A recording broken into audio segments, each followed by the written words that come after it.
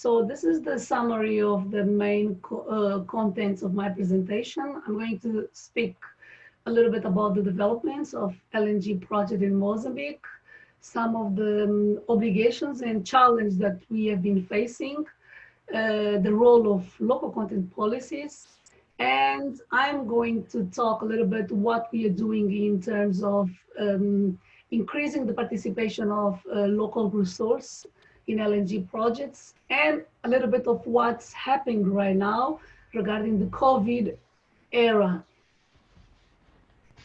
So Mozambique has two main basins, the Mozambique Basin and the Rovuma Basin. And I'm just gonna focus on the Rovuma Basin, where we do have three main projects. We have the Coral FLNG, the Mozambique LNG project, and also the Rovuma LNG project. The Coral FLNG, it's a project that was approved in 2016, and we already have taken the FID, and the project by now it's almost 8 billions of investments. Just to say that this project, it's already at 70% of execution. As you know, as a FLNG project, we don't have actually much opportunities because everything is being done abroad. But we managed to get some opportunities for this project. We have the Total operator at Mozambique LNG project. This project was taking the FID also in 2019, and for this project we have an investment of 23 billions of dollars, which is substantial investment. And for that we managed to localize, I can say the right term, 2.5 billions of investments in local companies. So there was a commitment to invest 2.5 billions in local companies that are registered in Mozambique. And also we managed to get some developed project to use the domestic gas for developed projects in Mozambique. One is for fertilizers, another one a GTL, and the last one for energy consumption in Mozambique. The third project is the Rovuma LNG project. That also we didn't have actually an FID taken. It was only an initial FID, and there was a postpone on the final investment decision for next year. This is good because it will allow us also to see the results of the Mozambique LNG project and see what are the best lessons learned, and see what are the best actually failures and improve on this one. For that one, we have a commitment of $3 billion to be spent with local companies. So this commitment, it's a very strong commitment on the local content obligation, since we don't have actually a local content law established in Mozambique. Well, when it comes to local content law, for the Rovuma Basin, we did manage to approve a decree law that oblige the companies to present local content plans comprising recruitment plan for acquisition of goods and service, plan to involvement of local suppliers, training local suppliers, and also transfer technology. But there is a lot of challenge on this. I believe I will be talking about some of the challenges that we do have, that I believe that are almost the same in every developing country. The main challenge are the qualified workforce. It's essential for this kind of projects you have a qualified workforce. We have been facing substantial limitations with this. There is a general limitation on the understanding the process, the procurement process, the oil and gas, also understanding of how this sector runs, how this sector is. There is also the access of finance. We can also see from at operational level, we can see that there is a limitation of information on the local content obligations among the contractors, the subcontractors, or even the suppliers. So we are managing all this at the same time, which is a challenge also for the government. And the other challenge that, there is a discussion regarding this, it's the absence of a local content law. We have the local content law in progress now, but we do have a lot of obligation, local content obligation dispersed in different legal instruments in Mozambique, on the EPCCs, on the petroleum law, on the regulation of petroleum operations, and also in other intersectorial regulations. So I'm going to talk a little bit ahead about how we are managing this aspect. What is the role actually of the local content policies in economic development? Well, the local contents or even the national content policies have the potential to increase the usage of the local resource. When I say local resource, I mean the human resource, the material resource, the goods and service, even the financial resource. So this kind of policies, they have the potential to increase this, and doing this, they also have the potential to link the oil and gas activities with other activities, with other sectors of economy of Mozambique, other sustainable sectors, for instance, of not only of the Mozambique, of the countries actually. And it has also the potential to domicile the activities in country. Many of the countries, they are very successful in bringing much of the activities that are abroad to their local country. So by doing this, you are creating a strong linkage to economic development. This will allow the host countries first to promote and create competitiveness of their small medium enterprise.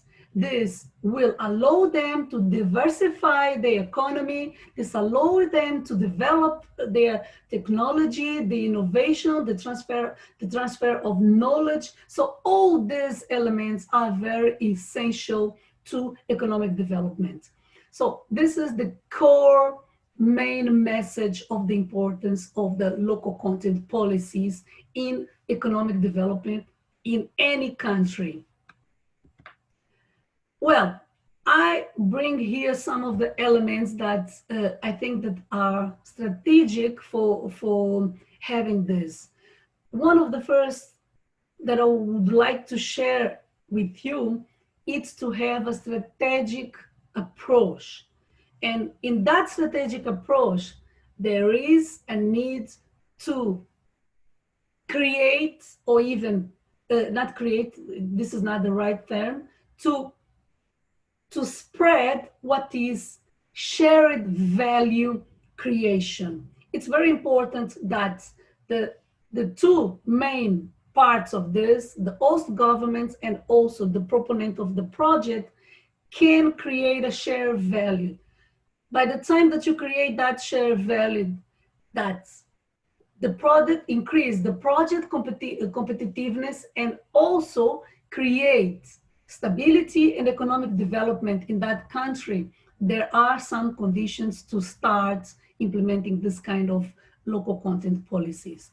The second one, I will talk about the identification of the stakeholders involved in this process. It's very important to identify the main stakeholders in this regard. By identifying those stakeholders, it's important also to put in place the government instrument, the governance instrument, which is the roles, the responsibilities of each of them in implementing the local content policy. And for that, a clear vision must be set up, a clear and common vision about what are the objectives, the short term, the mid-term, and also the long-term and sustainable objective of what we want to achieve in that local content policy. And I'll talk also about the interaction of that stakeholder committee. The planning, the coordination, the interaction, the communication. Those elements are essential to that implementation. And for the government entities, it's very important to have clear reporting, clear monitoring and enforcement instruments and mechanisms to, help the oil and gas companies to actually engage this process of implementation of local content policies. So those are the main points that I would like to share with you regarding the implementation and the role of the local content policies. I will bring here some of the actions or activities that we are doing in Mozambique, since we don't have yet a local content law or even a policy or strategy, a local content strategy. So in terms of the procurement of goods and service, as I mentioned you before, we have a commitment of expenditure in Mozambique of the project, but for that, there's a need to break down some of the opportunities, the package that we have in some of the opportunities. Also, we are trying to ring fence, although this is something that it's very difficult, but there are some opportunities that we can see that the nationals, the locals can really deliver. So we are trying to ring fence those opportunities to Mozambicans to increase the participation because the local companies, they have a lot of challenges, I mentioned you before. So we need to balance this kind of opportunities. Also, we are starting very early to connect some sustainable and economic, potential sustainable economic sectors in Mozambique to the oil and gas industry. We are starting to create that linkage that is very, very important. We are doing also other interventions in terms of the requirements, pushing the companies to create training and certification programs in order to increase the competitiveness of these SMEs. We are also trying to see how can we reduce some of the requirements of the SMEs. As you know, oil and gas activity is very strict when it comes to requirements, but there are some ways to reduce or even get in harmonized requirements, minimal requirements, so that the companies can really access these opportunities. Also, when it comes to codes of practices, we are working on having a code of practice for the procurement of goods and service. We have different intervenients. As you know, with this project, we have a lot of contractors and subcontractors with different procurement procedures. So there is a need to harmonize and create one code for the procurement and to help those SMEs. In this regard, also we are trying to create a platform, a joint industry supplier platform, in order to speed up the visibility of some of the companies, some of the SMEs, and spread the information regarding what is the capacity of the local suppliers in Mozambique. From the IOCs, there are also a lot of opportunities from the IOCs, a lot of activities from the IOCs that I will not mention, but I will mention one, sorry, which is the creation of a fund. Some of the IOCs are creating mechanisms to increase the access of finance for those local suppliers. In terms of instruments, we have in progress some instruments, legal instruments. I'm going to mention on the regulatory aspect, we are trying to set up a regulation for the registration of oil and gas suppliers in Mozambique. We did finalize also the grievance management procedure, because at this early stage of activities of implementation of the project, we have been receiving some complaints, some grievance, but we are doing this grievance procedure not actually to punish the oil and gas companies, but this is to improve the process and the communication of the oil, of the suppliers, of the local suppliers, or even not only local, but even international suppliers with the oil and gas companies. We want to strengthen the communication channel among those three institutions. This is not, please take in consideration that this is not something to penalize them. It's to improve the process. We are also creating the procedures for monitoring local content implementation at the regulatory level.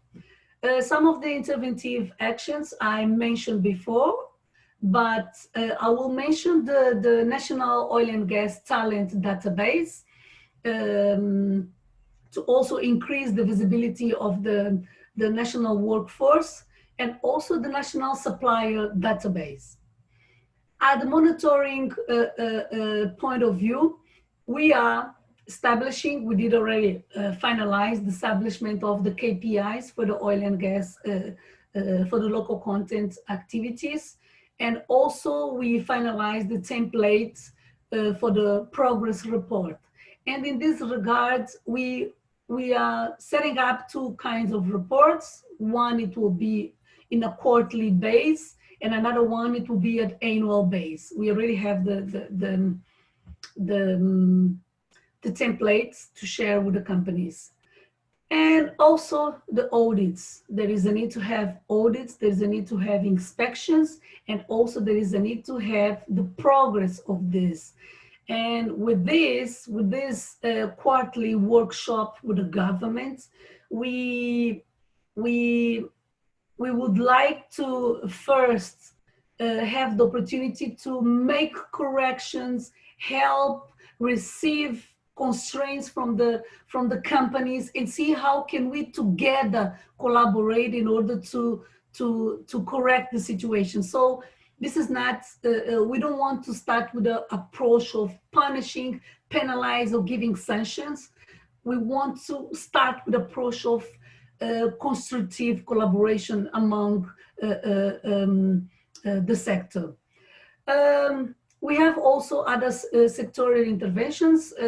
It's in progress, the creation of a local content task force. Just like in any other countries, we have seen but monitoring body to help the implementation of this process. So we are trying to also do the same.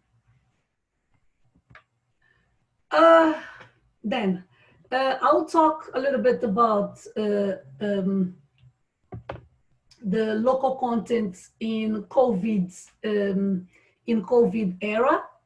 Regarding this, I would like to say that regarding the current situation of the COVID, we see limited mobility of the workforce, not only from the workforce, but also for the goods and service.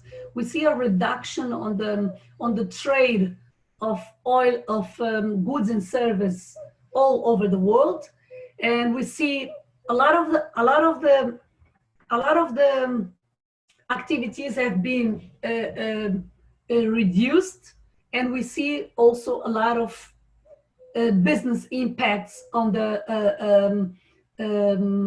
we see a lot of impact on the business continuity. So I bring here some of the opportunities that I think that we can actually get with this COVID. I think that with the limitation of all the points that I mentioned before, there is an opportunity for the oil and gas IOCs companies subsidize local suppliers, invest in training of the suppliers, of the local workforce, in order to continue the activity. They can also stimulate the partnership with foreign companies. They can also create a pool of local suppliers with capacity, as we know that in those countries, sometimes the quantity is a limitation. They can create pools of pools of suppliers to provide the goods and services that are needed for the project. So there are opportunities with the COVID areas that I think that the IOCs can use it. Well, I'm just sharing with you